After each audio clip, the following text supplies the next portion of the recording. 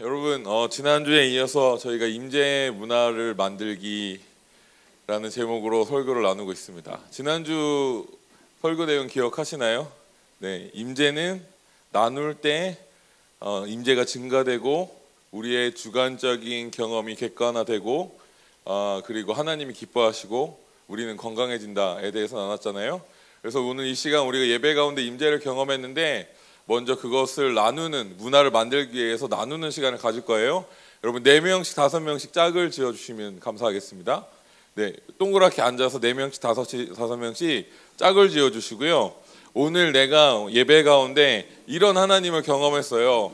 저는 이런 것이 느껴졌고 이런 것이 보였고 이런 것들 다 나눠주시고 서로 이렇게 대화하는 시간 가졌으면 좋겠습니다. 이것이 임재의 문화를 만들어가는 시작점이에요. 그래서 여러분 마음을 여시고 제가 오늘 예배 가운데 하나님께서 저의 어떤 것을 만져주셨습니다. 하나님께서 저에게 무엇을 말씀해 주셨습니다. 어떤 것이 보였습니다. 어떤 것이 느껴졌습니다. 이런 거 다 나누면서 우리 같이 시작하도록 하겠습니다. 음악 틀어주시겠어요? 네, 시간이 많지 않으니까 여러분 간단하게 나의 경험을 짧게 돌아가면서 나누면은 박수 쳐주시고 축복해 주시고 그렇게 하도록 하겠습니다. 자, 여러분들이 임재를 나누시는데 임재가 강력해지는 것이 느껴져서 역시 우리가 성령님의 임재에 대해서 나누고 얘기하고 기뻐하는 것을 우리 하나님 또한 즐거워하신다, 좋아하신다 라는 것이 느껴졌습니다. 여러분 권면하고 축복하는 것은 여러분의 삶 속에서 이런 경험들을 자주 나누시길 축복해요. 성령님의 임재에 대해서 자주 말씀하시고 자주 나누시면서 이 임재를 여러분의 삶으로 가져가시길 축복합니다. 특별히 가정으로 가져가시길 축복해요.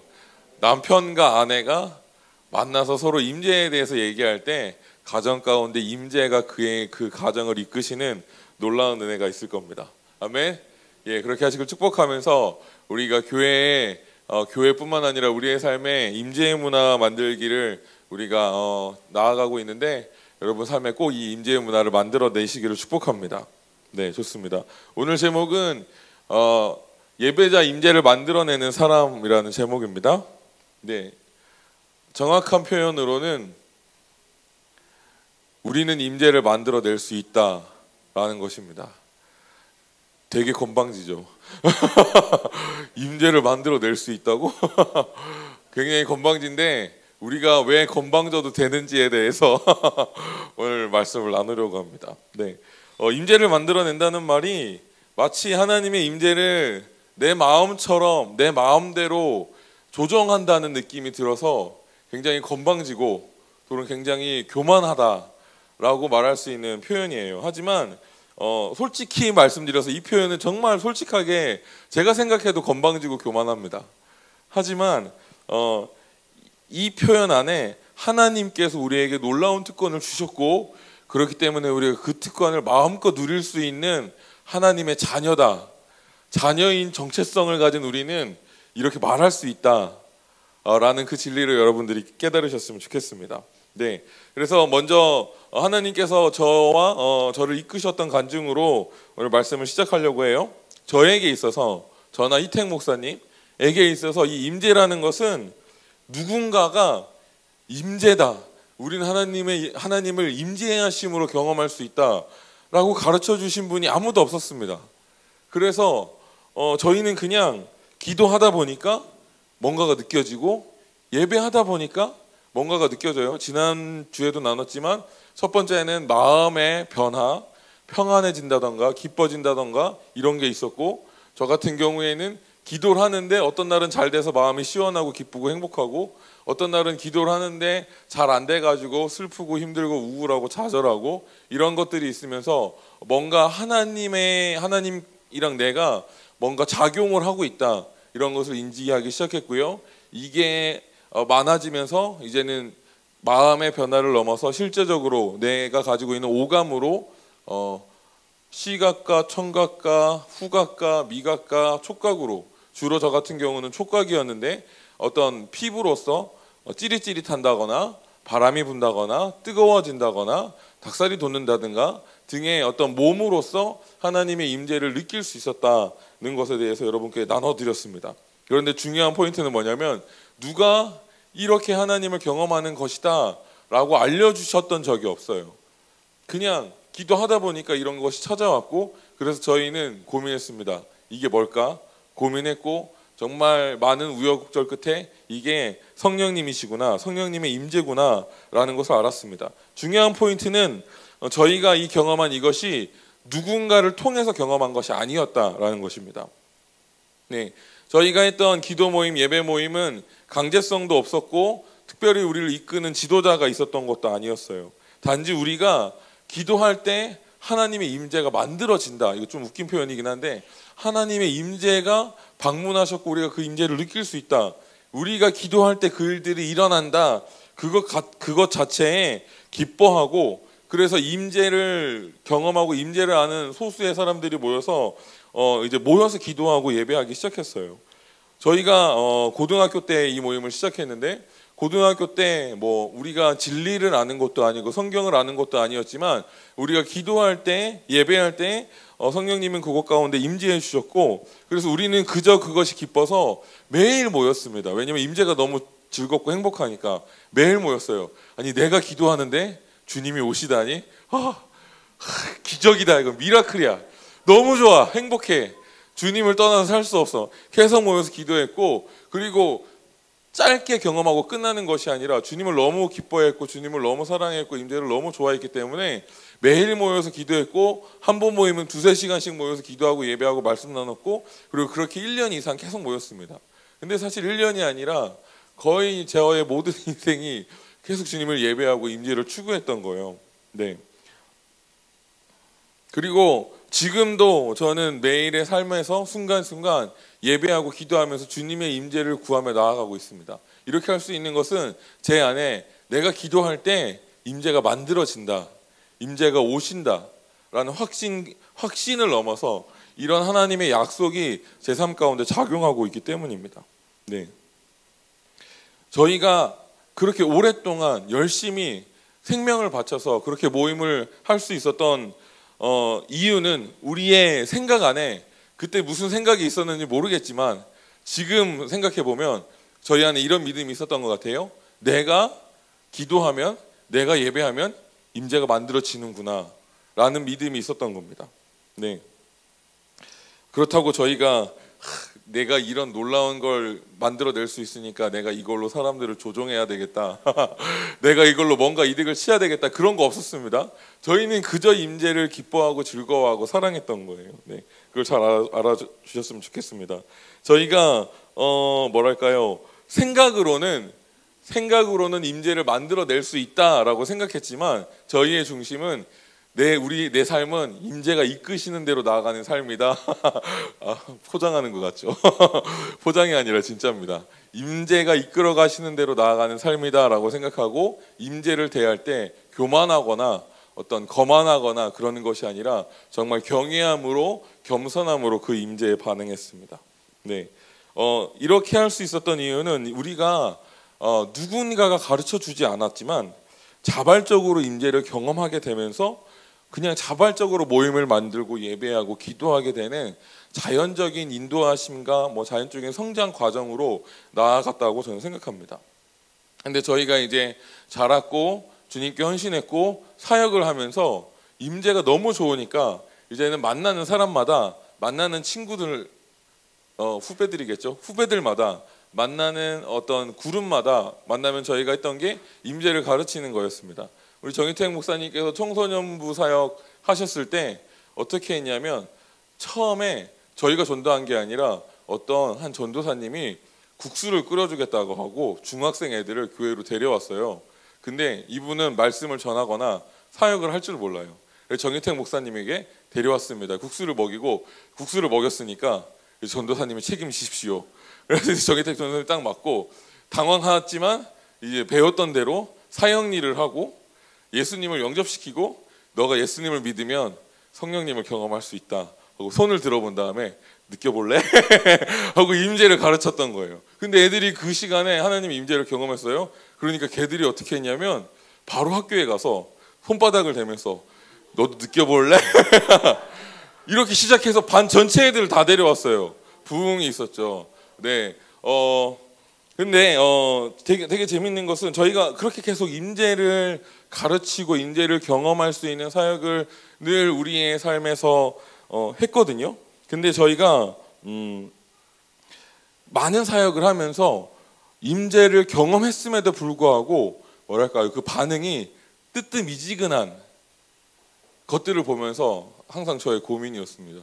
아니, 어떻게 하나님을 경험했는데 전능하신 분, 나의 창조주, 그 위대하신 분을 경험하고 느꼈는데 저렇게 뜨뜻미지근할 수 있지? 저는 정말 이해가 가지 않았어요. 왜냐하면 저는 너무 좋아서 저의 생명을 거기에 바쳤기 때문에 도무지 이해가 가지 않았습니다. 근데 요새 고민하고 기도하고 설교를 준비하면서 느끼는 것은 이게 스스로 임재를 경험했고, 그래서 우리는 자연스럽게 임재는 내가 만들어낼 수 있다라는 생각이 깔려 있었던 우리랑 다르게, 우리의 사역을 통해서 임재를 경험한 사람들은 임재라는 것은 특별한 사람을 통해서 나에게 오는 것이구나 라고 생각할 수 있겠다라는 것을 알았습니다. 그래서 그분들은 저희를 통해서 임재를 경험한 사람들은 임재를 내가 만들어낼 수 있어라기보다는 임재는 누군가를 통해 나에게 흘러오는 거야 라는 생각이 주로 자리 잡게 된 것이죠. 그러면서 어떤 임재를 향해서 나아간다는 것이거나 내 삶에 그 임재를 가져온다는 것이거나 혹은 내가 그룹을 이끌 때 임재를 만들어내서 풀어낸다는 것이거나 이런 패러다임이 장착되지 못했다라는 것을 요새 좀 느끼고 있습니다. 그랬겠구나, 그럴 수도 있겠구나 라고 생각하게 되었습니다. 그래서 저는 우리가 왜 뒤로 넘어갔죠? 임재를 만들어낼 수 있다라는 이 생각, 이 믿음이 우리가 성도 운동을 함에 있어서, 우리가 어떤 사역을 함에 있어서 너무나도 중요한 일이다라고 저는 확신합니다. 그래서 여러분들 중에 어떤 분들은 자발적으로 임재를 경험하지 못할 수도 있고요. 어떤 분들은 저희들이 사역을 통해서, 어떤 다른 분들의 사역을 통해서 임재를 경험할 수 있습니다. 그런데 오늘 여러분이 이 메시지를 듣고 나서든 여러분이 어떻게 임재를 처음 경험했든 상관없이 이제는 나는 임재를 만들어낼 수 있다라고 여러분의 생각이 변화되시길 축복합니다. 왜냐하면 이것은 정말 하나님이 기뻐하시는 일이고, 이 생각을 가진 사람만이, 이 생각이 밑바탕에 깔려 있는 사람만이 내 삶에서, 내 가정에서, 내가 사역하는 곳에서 하나님의 임재를 풀어내는 사람이 되기 때문입니다. 네, 저는 개인적으로 예배를 인도하고 많은 예배를 보면서 경험한 것은 회중들 중에 이 자기 자리에서 임재를 만들어내는 사람이 있어요. 굉장히 적극적으로 나아가고 적극적으로 그 임재를 끌어당기기 위해서 회중이지만 예배자로서, 예배 인도자로서 예배를 리드하는 사람이 있습니다. 근데 또 어떤 반면으로는 정말 하나님의 임재를 잘 경험하고 예민한 사람임에도 불구하고 예배해야 할 때 굉장히 수동적인 자세로 그냥 느끼는 거에만 초점을 맞추고 자기가 임재를 저희 표현으로는 정글을 뚫고 나아간다라고 하거든요. 정글을 뚫고 나아가서 임재의 강으로 들어가는 그런 일을 못하는 사람들을 제가 봅니다. 그 차이는 무엇인가? 내가 임재를 만들어낼 수 있다라고 믿는 것과 임재는 특별한 사람을 위해서 내가 경험하고 느낄 수 있는 것이다 라고 하는 그런 두 생각의 차이로 인해서 그 결과가 나와요. 근데 우리가 임재의 문화를 만들겠다라고 했을 때 우리는 어떻게 생각을 해야 될까요? 우리 모두는 나는 임재를 만들어낼 수 있다라고 생각해야 합니다. 우리 모두가 다 수동적으로 임재를 경험하고 느끼는 것이 아니라 적극적으로 임재를 만들어내고 더 강력해지기 위해서 끌어당기고 그렇게 하는 것이 하나님이 기뻐하시는 뜻입니다. 아멘?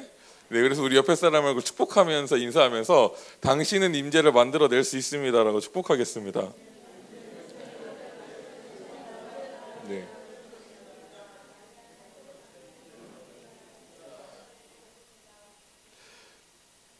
네.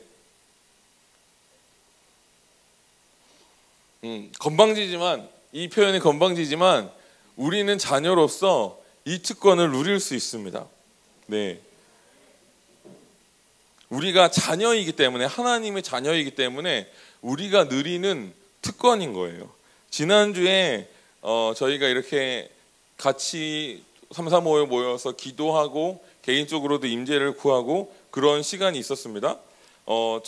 많은 분들이 너무 좋았다, 너무 좋았고 행복했고 천국과 같았다라고 저에게 고백해 주셔서 너무 저도 감사했습니다. 그런데 제가 솔직하게 고백하자면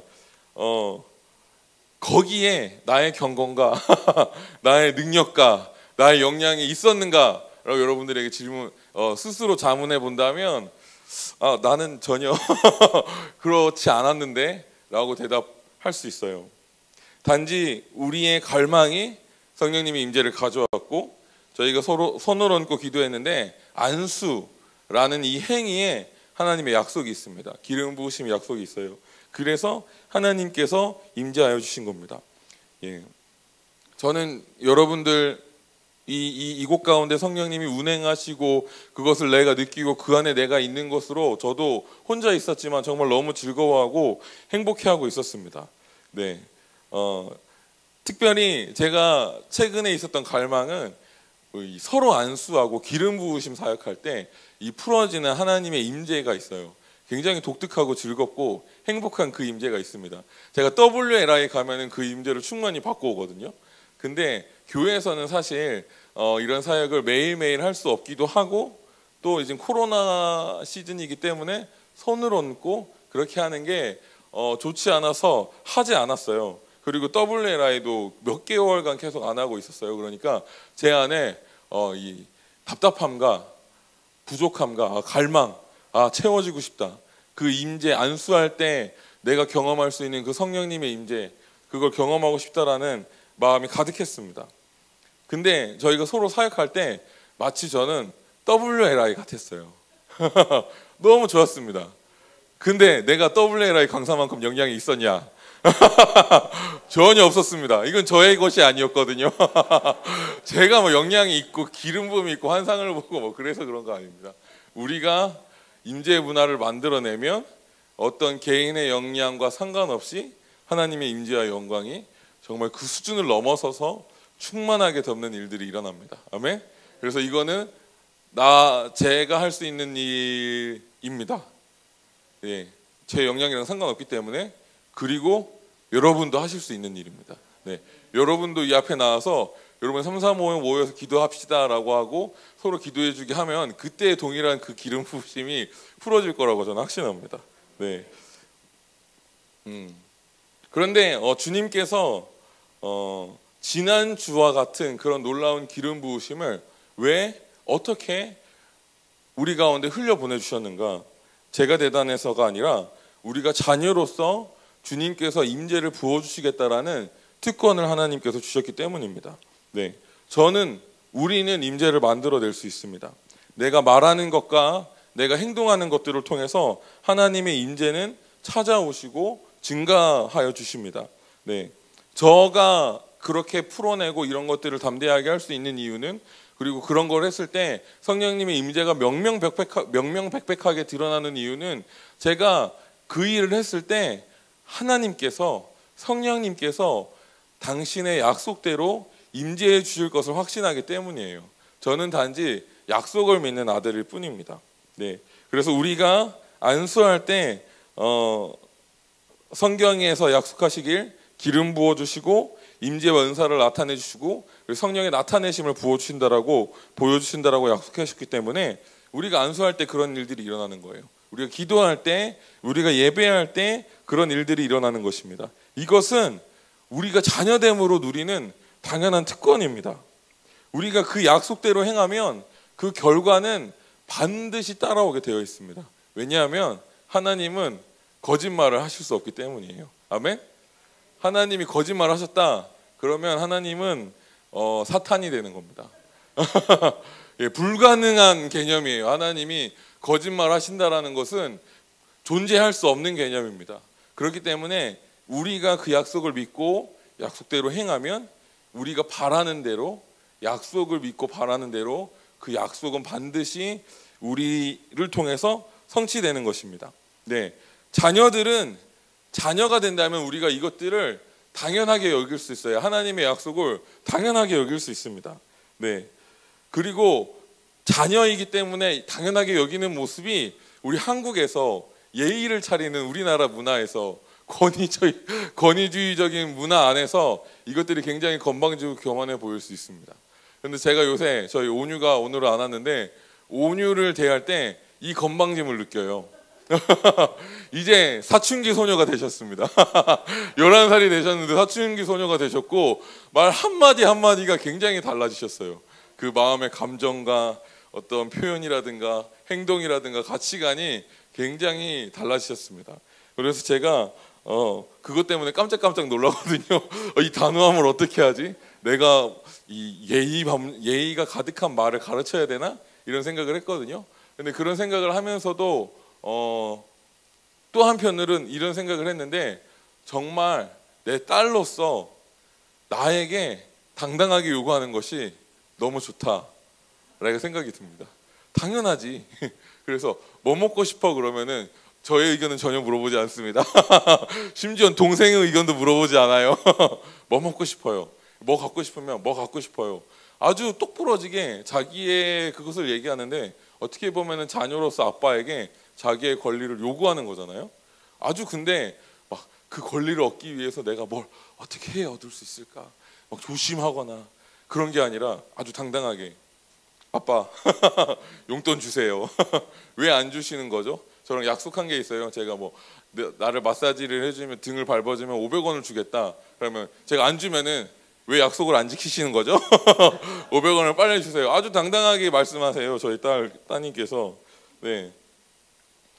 근데 우리 딸이 그렇게 당당하고 단호하고 어떻게 보면 예의를 벗어나고 무례하고 교만하고 처음에 제가 뭐라 그랬죠? 건방지게 표현할 수 있는 이유. 내가 아빠의 딸인 걸 알기 때문이에요. 그리고 아빠가 내가 요구한 걸 들어줄 것을 알기 때문입니다. 아빠는 들어주는 아빠라는 걸, 내 말을 들어주는 아빠라는 걸 알기 때문에 그리고 나는 그 자녀이기 때문에 그게 그냥 당연한 거죠. 그거는 뭐랄까요? 그냥 특권이에요. 이건 다른 말로 표현할 수 없어요. 그냥 특권이고 우리 딸은 그 특권을 잘 누리는 사람입니다. 그리고 우리도 이제는 하나님의 자녀로서 여러분 특권을 잘 누리셔야 됩니다. 아멘. 여러분 당당해 주셔야 돼요. 임재는 내가 만들어낼 수 있다. 아주 건방지게. 우리 전수아 팀장님이 아주 제가 건방진 기도를 최근에 들었어요. 그 여름에 마스크 쓰고 다니고 땀이 많이 나고 그러니까 얼굴에 막 그 알레르기가 엄청 난 거예요. 그래가지고 힘든데 계속 기도를 했대요. 근데 한 달 정도 계속 유지되니까 답답해가지고 하나님한테 뭐라 그랬냐면 하나님 저희 한두 번 본 사이 아니잖아요. 왜 치료 안 해주시는 거죠? 아 당당해. 이게 하나님의 자녀된 사람들이 할 수 있는 기도입니다. 여러분 그런 자녀로서의 당당함 특권을 마음껏 누리시길 축복합니다. 아멘. 네. 그리고 하나님께서 우리가 이렇게 당당할 때 기뻐하세요. 왜냐하면 하나님은 우리가 임재를 만들어내는 걸 정말 좋아하시거든요. 이건 하나님의 뜻이에요. 하나님은 온 땅에 당신의 임재와 영광이 충만하길 원하십니다. 누구를 통해 그 일을 하실 수 있겠어요? 우리를 통해서 하실 수 있어요. 근데 우리가 하나님이 원하는 뜻을 행하는데 당당하지 않아요. 내가 사실 임재를 만들어내는 건 하나님이 기뻐하시는 뜻이잖아요. 그죠? 그러니까 하나님도 우리가 당당해서 하나님께 요구하는 걸 굉장히 기뻐하세요. 우리의 당당함과 하나님의 뜻이 완벽하게 일치되어 있습니다. 와! 끝내주죠 여러분. 건방질 수 있어요. 우리는 끝내줍니다 여러분. 야 건방질 수 있어요. 네. 그래서 목사님 헛소리 하시는데 그렇게 생각하시면 안 되니까 성경이 어떻게 말하고 있는지 살펴보도록 하겠습니다. 헛소리가 아니라 성경이 분명하게 우리에게 약속하고 있습니다. 우리 같이 큰 소리로 요한복음 1장 12절 읽겠습니다. 시작.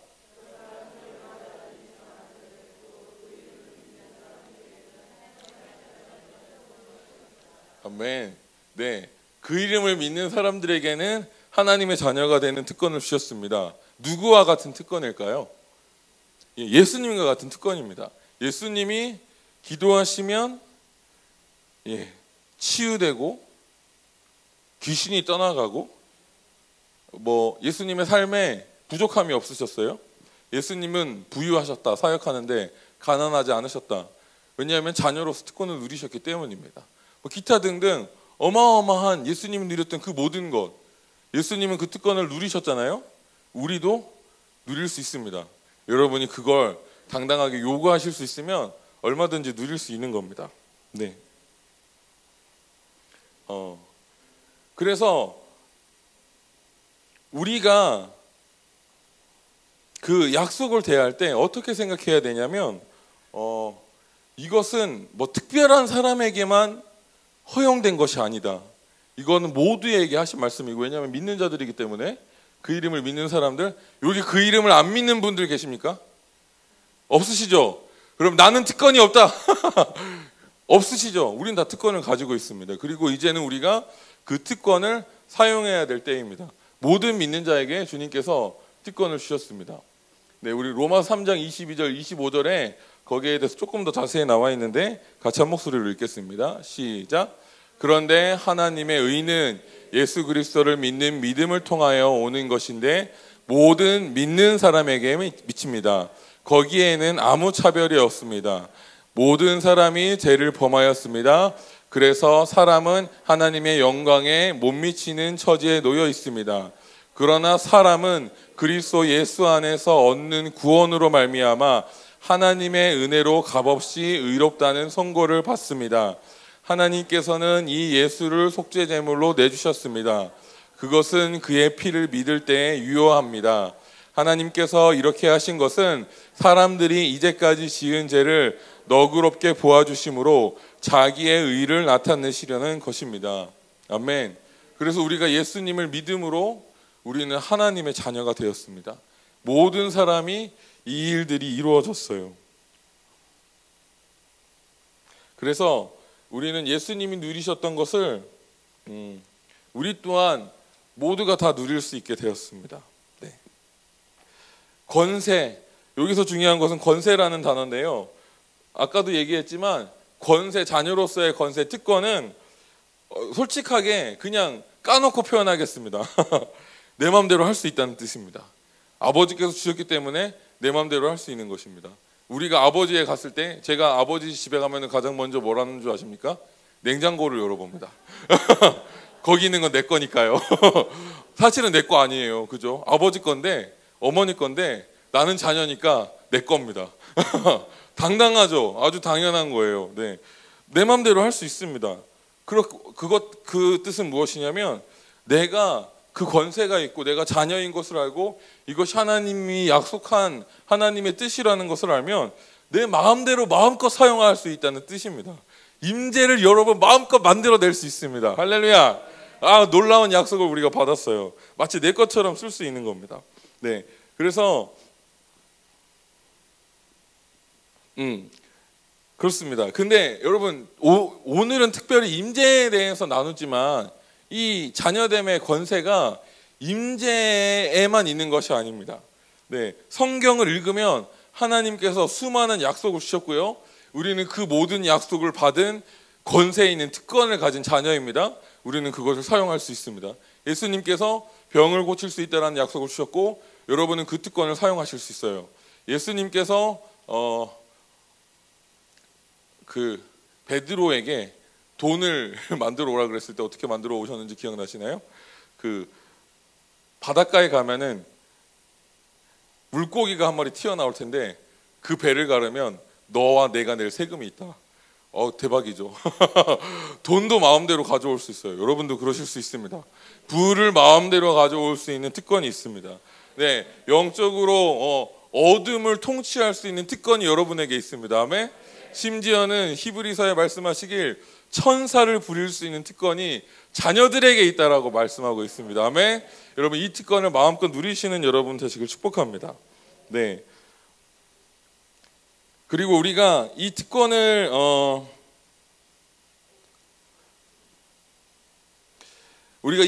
가지고 주님께서 우리에게 원하시는 것은 하나님이 이 특권을 아는 사람은 하나님께서 우리 각자에게 주신 높은 부르심을 이룰 수 있다라고 약속을 해주셨기 때문이에요. 우리가 예수님을 믿고 구원을 받는 것은 여러분 그건 낮은 부르심입니다. 정말 하나님의 관용과 자비하심은 크기 때문에 우리가 예수님을 믿는 것은 그 기준이 절대 높지 않아요. 우린 누구든지 예수 그리스도의 이름을 받아들이기만 하면 모두 다 천국에 갈 수 있습니다. 그러니까 그것과 다르게 우리가 높은 부르심, 세상을 정복하고 세상을 하나님의 나라로 만들고 내가 있는 모든 영역 가운데 잘못된 죄의 패러다임, 거짓의 패러다임, 죄의 문화를 꺾어내고 끊어내고 그것을 하나님이 통치하시는 공간으로 만들어내는 그 높은 부르심을 이루기 위해선 여러분 세 가지가 필요합니다. 첫 번째는 무엇이냐면 여러분 그 일을 위해서 여러분 꾸준히 지속적으로 하나님께 열심히 나아가셔야 됩니다. 두 번째로는 여러분의 삶에 정말 성실하고 신실하게 여러분의 삶에 최선을 다하셔야 됩니다. 가정을 아름다운 하나님의 나라로 만들고 싶어요? 근데 매일 교회만 와요. 절대 가정을 하나님의 나라로 만들 수 없습니다.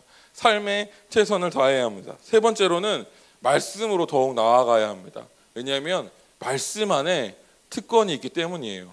여러분들이 높은 부르심으로 나아가기 위해선 이 특권을 마음껏 사용하실 수 있어야 되는데 그러기 위해선 여러분 말씀을 정말 많이 알아야 됩니다. 저희 교회가 말씀을 많이 강조하지 않아요? 하지만 우리가 어떻게 매일의 삶에 하나님께 나아가느냐에 의해서 내가 높은 부르심을 성취하느냐 성취하지 못하느냐가 결정됩니다.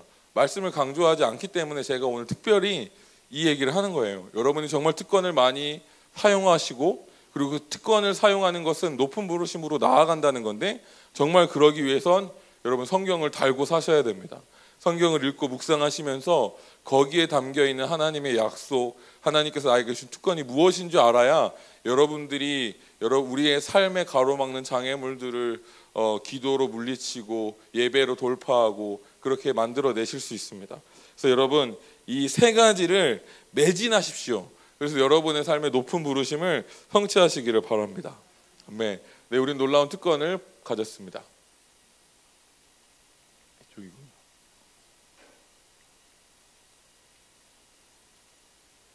잘 안 먹어서 그런데 넘겨주시겠어요? 네, 한 번 더 넘겨주십시오. 네, 그래서 여러분 우리 큰 소리를 읽을게요. 이게 제일 중요합니다. 밑에 있어서 잘 안 보이시나요? 네, 우리 큰 소리를 읽겠습니다. 시작. 특권을 가졌다는 것은 내 마음대로 할 수 있다는 것이다. 와, 진짜 끝내준다. 누가 만든 말인지 모르겠지만 여러분 이것만큼 정확한 표현이 없습니다. 건방지지만 하나님의 자녀이기 때문에 우리가 이렇게 표현할 수 있습니다. 네, 다음으로 넘겨주십시오. 잘 안 넘어가서 부탁드릴게요.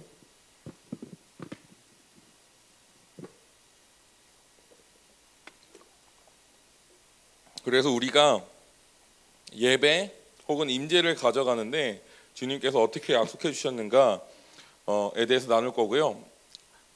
성경에 보면 다윗의 장막이라는 단어가 나오고 이것은 예배를 통해 하나님께서 우리 가운데 임재하신다라는 약속, 우리에게 주신 특권입니다.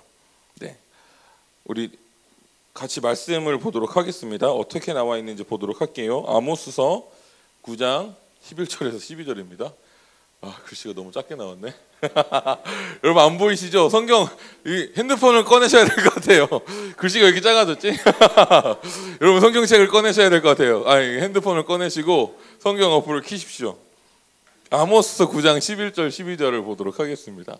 아모스서 9장 11절 12절입니다. 핸드폰 어플을 꺼내시고 보이시는 분들은 읽으세요. 우리 같이 한 목소리로 읽도록 하겠습니다. 시작. 그늘에 내가 다윗의 무너진 장막을 일으키고 그것들의 틈을 막으며 그 허물어진 것을 일으켜서 옛적과 같이 세우고 그들이 에돔의 남은 자와 내 이름으로 일컫는 만국을 기업으로 얻게 하리라. 이 일을 행하시는 여호와의 말씀이니라. 아멘. 여기 보면은 그날에 내가 다윗의 무너진 장막을 일으키겠다라고 주님께서 예언하셨습니다. 구약에 이미 주님께서 지금 우리 시대를 위해서 예언한 말씀이세요.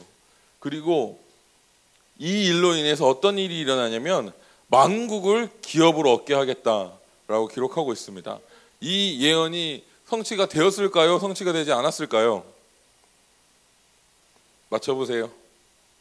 네, 이 예언은 성취가 되었을까요? 성취가 되지 않았을까요? 네, 다음 말씀 보도록 할게요. 네, 우리 사도행전 15장 16절에서 18절이고요. 성경책 앱으로 찾으실 분들은 찾아보시고 보이시는 분들은 큰 소리로 한 목소리로 읽겠습니다. 시작. 이후에 내가 돌아와서 다윗의 무너진 장막을 다시 지으며 또 그 허물어진 것을 다시 지어 일으키리니 이는 그 남은 사람들과 내 이름으로 일컬음을 받는 모든 이방인들로 주를 찾게 하려 함이라 하셨으니 즉 예로부터 이것을 알게 하시는 주의 말씀이라 함과 같으니라. 아멘. 이후에 내가 다시 돌아와서 다윗의 무너진 장막을 다시 지으며 다시 일으키리니 이는 왜냐하면 그 남은 사람들과 내 이름으로 일컬음을 받는 모든 이방인들로 주를 찾게 하려 함이라. 모든 이방인들이 주를 찾게 된 게 언제 시작되었죠? 여러분, 사도행전에 시작되었습니다. 그럼 이 다윗의 장막이 성취된 것은 언제 성취되었을까요? 사도행전 때 성취되었습니다. 이미 성취된 예언이고 이 성취된 예언이 지금까지 이어지고 있어요. 모든 만국이 주님께로 돌아오게 하기 위해서, 모든 이방인들이 주님께로 돌아오기 위해서 하나님께서 회복시키는 것이 무엇인가? 다윗의 장막입니다. 네, 다음 말씀 보도록 하겠습니다. 그렇다면 다윗의 장막을 우리가 좀 살펴볼 텐데 죄송해요. 이것보다 뒤에 넘겨주시겠어요? 여기보다는 역대상 말씀을 먼저 보도록 할게요. 네, 한 번 더 넘겨주십시오. 네, 역대상 15장 16장에 보면은 여러분 다윗의 장막이 나옵니다. 여러분 이 중에 다윗의 장막이라는 단어를 못 들어보신 분들도 있는데 역대상 15장 16장에 보면은 다윗의 장막이 나와요. 그리고 거기가 어떻게 생겼는지에 대해서 나옵니다. 다윗의 장막은 이때는 성막이 없고 그리고 성전이 지어지기 전 바로 그 사이에 있었던 시기예요. 다윗이 왕이 되었고 그때 이 언약궤를 모실 곳이 없어서 다윗이 임시로 언약궤를 모시는 곳을 만들었습니다. 근데 이 개념은 성막과 성전과는 완전히 다른 개념이에요. 성막과 성전은 동일한 디자인으로 만들어졌습니다. 같은 개념을 가지고 있지만 다윗의 장막은 완전히 다른 형태로 만들어졌고 그 언약궤에 드리는 매일매일의 제사의 형태도 완전히 달랐습니다. 물론 네, 완전히 달랐어요. 어떤 형태를 가지고 있었냐면요. 저희 운동회 할 때 여러분 그 햇빛이 쨍쨍이니까 이 그늘막이 있는 천막을 치잖아요. 그게 다윗의 장막이었어요. 그렇게 그냥 사방이 볼 수 있는 그늘막을 친 천막이 있었고 거기 가운데 언약궤가 놓여져 있었습니다. 누구든지 그 언약궤를 볼 수 있었어요. 성막 성전에서는 아무도 언약궤를 볼 수 없습니다. 단 한 번 대속제일 정확하게 모르는데 히브리력으로 7월 10일 대속제일에 대제사장만 언약궤를 볼 수 있었습니다. 아무도 언약궤를 볼 수 없었고 언약궤에 있는 하나님의 영광을 아무도 볼 수 없었습니다. 근데 다윗의 장막은 언약궤가 이 사방이 열려 있는 그늘막 형태의 천막이었기 때문에 누구든지 그 영광을 언약궤를 볼 수 있었고 그 영광을 볼 수 있었어요. 영광이 열려 있었습니다. 그리고 다윗은 그 주변에 군대 장관들 혹은 레위인들 노래하는 자들로 삥 둘르게 해서 24시간 그의 이름을 성호를 선포하게 하였다. 노래하게 하였다. 거기에 보면은 다양한 악기들 연주팀과 노래하는 자들을 띄워서 계속해서 하나님의 성호를 노래하게 하였다. 감사하게 하였다라고 성경이 기록하고 있습니다. 이것이 다윗의 장막의 형태입니다. 그리고 이 형태가 신약에 이루어졌다라고 표현하고 있어요. 네, 이게 왜 신약에 이루어졌고 신약의 예배의 형태냐면 예수님께서 십자가에 못 박혀 죽으시고 돌아가셨을 때 어떤 일이 일어났죠? 아주 중요한 사건이 일어납니다. 이거는 굉장히 성경에 있어서도 기념비적인 사건이라 여러 번 등장해요. 뭐냐면 휘장이 찢어졌습니다. 그 전에는 휘장이 찢어지지 않았기 때문에 아버지께로 나아가는 길이 막혀 있었어요. 근데 휘장이 찢어진 이후로는 아버지께로 나아갈 수 있게 되었습니다. 임재가 열렸다. 영광이 열렸다. 아버지께로 나아가는 길이 열렸다는 것입니다. 근데 성경에 기록된 예배의 표현상 휘장이 없는 제사의 표현, 다윗의 장막이 유일합니다. 그렇기 때문에 다윗의 장막은 신약적인 예배의 모형이고, 예수님께서 이제 십자가 못 박혀 돌아가신 이후에 예비하셨던 예배의 모형이다라고 할 수 있는 것입니다. 그렇다면 실제로 이 모형대로 신약교회의 성도들이 하나님께 찬양의 제사를 올려드렸는가 살펴보도록 하겠습니다. 에베소 5장 19절입니다. 앞에 넘겨주시겠어요? 하나밖에 안 했네. 한 번 더 앞에 넘겨주십시오. 네. 신약에 기록된 예배의 형태, 성경에 분명히 이렇게 예배했다라고 표현이 되어 있어요. 다음으로 살펴보도록 하겠습니다. 에베소서 5장 19절에 보면은 이렇게 말하고 있습니다. 우리 한 목소리로 크게 읽겠습니다. 시작. 시와 찬송과 신령한 노래들로 서로 화답하며 너희 마음으로 주께 노래하며 찬송하며. 여기 여러분 기억하셔야 될 건 시와 찬송과 신령한 노래들이에요. 그 다음 보도록 하겠습니다. 골로새서 말씀인가요? 네, 있죠. 골로새서 3장 16절 말씀 같이 읽도록 하겠습니다. 시작. 그리스도의 말씀이 너희 속에 풍성히 거하여 모든 지혜로 피차 가르치며 권면하고 시와 찬송과 신령한 노래를 부르며 감사하는 마음으로 하나님을 찬양하고. 네, 사도 바울이 시와 찬송과 신령한 노래라는 표현을 동일하게 두 군데 사용했어요. 이 동일한 표현으로 사용했다는 것은 무엇이냐면 그 당시에 일반적으로 예배했던 관용적인 예배의 형태였고, 이 표현은 관용적으로 사용했던 예배의 표현이었다. 지금은 우리가 예배할 때는 예배 혹은 찬양하죠. 그럴 때 여러분 어떻게 생각하세요? 오늘 아침 우리가 11시에 모여서 드렸던 그런 예배를 생각하시잖아요. 그때는 그 찬양이나 예배라는 말 대신에 시와 찬미와 찬송과 신령한 노래라는 표현으로 이것을 표현했습니다. 그렇다는 것은 이 시대에 사용했던 예배의 형태, 가정교회로 모였을 때 그들이 했던 것은 무엇이냐? 찬양의 제사를 주님께 올려드렸다는 거예요. 그리고 그들은 찬양의 제사를 올려드림으로 하나님의 임재를 가지고 왔고 만들어냈습니다. 그리고 거기에는 놀라운 초자연적인 기적이 있었고, 병든 자가 치유되는 일이 있었고, 이방인들이 주님께로 돌아오는 일들이 일어났습니다. 네, 마무리하겠습니다. 여러분, 그래서 다윗의 장막이 우리에게 주는 특권은 무엇이냐면 언약궤가 열려 있다는 것입니다. 영광이 열려 있다는 것입니다. 임재가 우리 모두에게 열려 있다라는 약속이에요. 우리가 예배할 때 주님은 반드시 임재해 주십니다. 이거는 인도자 제가 굉장히 거룩하고 경건하고 능력을 받았고 기름 부으심을 받았기 때문에 하는 것이 아니라 하나님께서 자녀인 저에게 약속해 특권을 주셨기 때문에 제가 예배하면 임재하는 것입니다. 여러분들 마찬가지예요.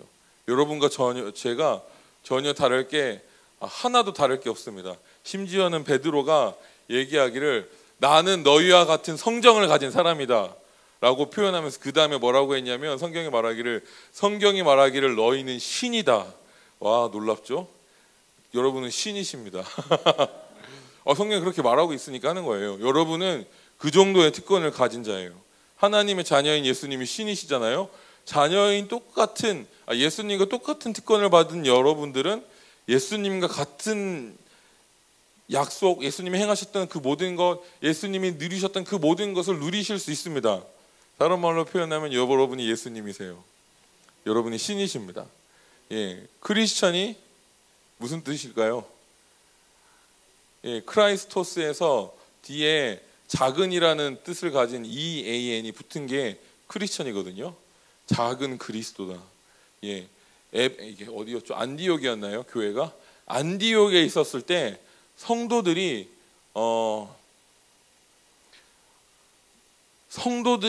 가는 곳마다 구전되었던 소문으로 퍼졌던 예수님이 가는 곳마다 일어났던 일이 동일하게 일어났습니다. 병든 자가 치유되고 귀신이 떠나가고 하나님의 임재가 방문하고 사람들이 변화되는 일들이 동일하게 일어나니까, 그 성도들을 통해서 동일하게 일어나니까 안디옥의 사람들이 그걸 보고 별명을 지어줬어요. 크리스천이다, 작은 그리스도다. 예수님이란 뜻이죠. 우리 똑같습니다. 우리가 크리스찬이라는 이름을 갖는다는 것은 스스로 나는 예수다라고 표현하는 겁니다. 우리는 하나님의 자녀라. 이게 방송으로 나가서 2-10이 붙으면 안 되는 말인데, 네, 절대 그럴 일이 없을 겁니다. 설마 여기만 편집해가지고 저를 이상하게 만들진 않겠죠? 네, 제가 너무 충격적인 얘기를 나누지만 여러분, 자녀된 우리는 그 정도로 특권을 누리는 존재예요. 아멘. 여러분 믿으시고 우리가 그것들을 마음껏 활용하면 좋겠습니다. 그래서 우리 같이 기도하도록 할 거예요. 어떻게 기도할 거냐면 우리 둘씩 짝을 지을 겁니다. 다 같이 자리에 일어나 주시겠어요? 네. 가장 중요한 건 임재를 만들어낼 수 있다는 것입니다. 네. 여러분이 오늘 이 시간 임재를 만들어낼 거예요. 어떻게 만들어낼 거냐면 상대방을 위해서 임재를 만들어낼 겁니다. 여러분들이 방언으로 기도하시거나 하나님께 요청하시거나 여러분이 찬양하시거나 노래하실 때 성령님께서 임재하여 주실 것입니다. 그리고 손을 얹고 그 임재가 이 사랑하는 이 우리 지체에게 흘러가도록 기도해 주십시오. 좋죠? 그리고 그렇게 임재를 경험하고 나서 내가 기도해 줬을 때 어떤 것이 느껴졌다. 기도 받는 사람 나눠주시고 기도해 준 사람도 나는 기도해 줬을 때 어떤 것이 느껴졌다. 임재를 나눠주십시오. 그렇게 한 사람이 끝나면 다음 사람이 동일하게 그렇게 하도록 하겠습니다. 네, 이 시간 우리 같이 방언으로 기도하시고 하나님 성령님을 요청하시고 안수하여서 기도하시고 노래하시고 그러면 성령님의 임재를 시청하도록 하겠습니다. 주님, 사랑하는 이 지체 가운데 기름 부으심이 흘러가게 하여 주십시오. 성령님 임재하여 주십시오. 우리 계속해서 그렇게 기도하며 나아가겠습니다.